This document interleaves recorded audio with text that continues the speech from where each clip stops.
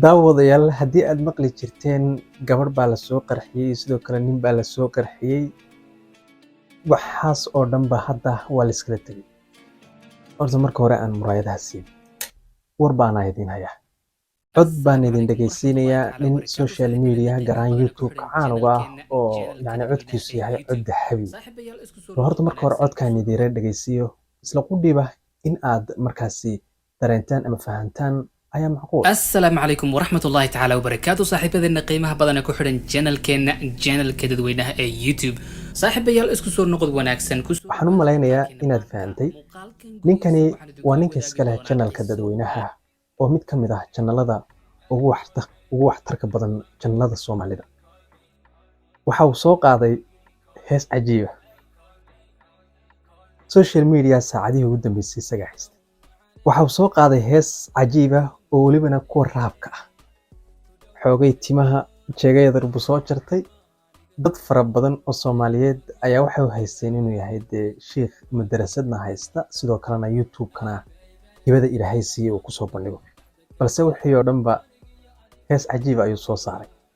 heestaas oo markii aan fiiriyay location-kan u maleeyay inay tahay dalkaasi Itoobiya, gaar ahaan magaalada Addis Ababa. adeed maqli jirteen yani YouTuber heesaha iyo wax la mid ah soo saara. ninkani YouTuber badan ayuu khadka ka saari doonaa. wuxuu isku darsaday inuu codkii duubo, sida xogta aan ku helay muusigiina garaaco, alleele kamaradii uun baan laga duubay, wax kasta isaga codkiisii hagaajistay, wax kasta qabsaday. yani waa nin cajiiba. bal heesta uu duubay marka hore aan idin daawadsiiyo.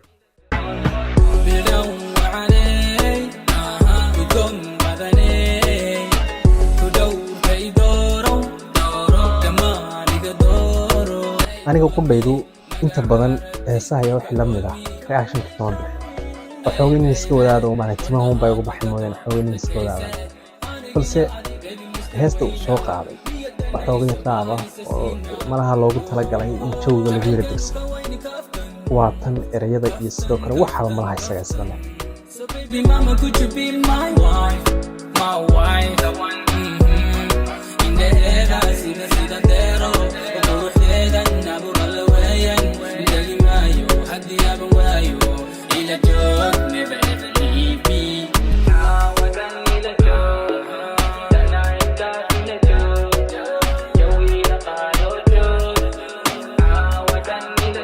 xoogay ninkan anagu saaxiibo ayaan nahay oo si fiican ayaan isu naqaanaa, meeshuu joogay sidoo kale meeshuu degan yahay iyo sidoo kale magaciisaba.